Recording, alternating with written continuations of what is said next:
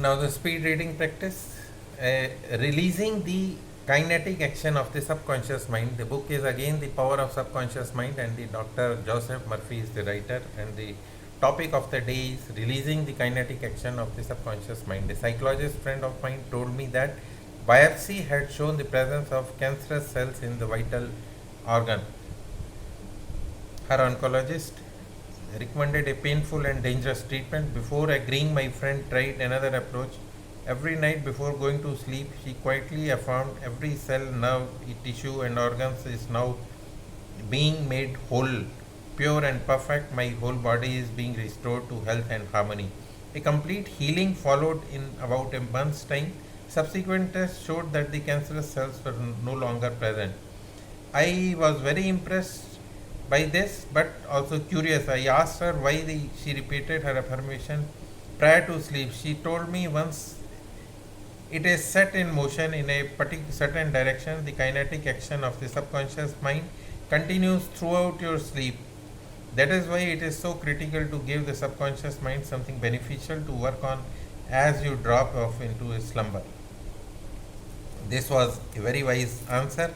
Notice also that in thinking of harmony and perfect health, it never referred to her condition by name.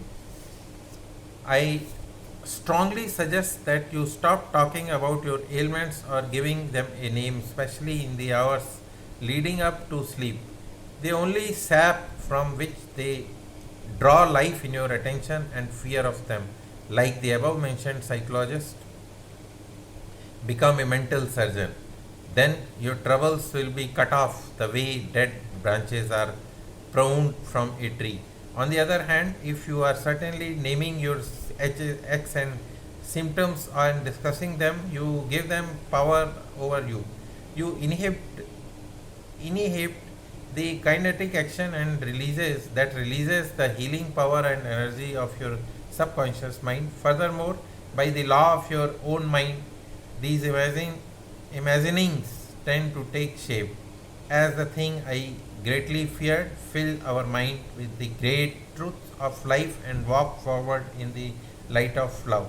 Summary of your aids to health. Find out what is that heals you. Realize that correct directions given to your subconscious mind will heal your mind and body. Develop a definite plan for turning over your requests or desires to your subconscious mind. Imagine the end desired and feel its reality. Follow it through and you will get the definite results. Decides what belief is. Know that belief is true. Belief is a thought in your mind and that what you think you create. It is foolish to believe in sickness or in anything that will hurt or harm you. Believe in perfect health, prosperity, peace, wealth, and divine guidance. Great and noble thoughts upon which you habitually dwell, becoming great acts. Apply the power of prayer therapy in your life. Choose a certain plan, idea, or mental picture.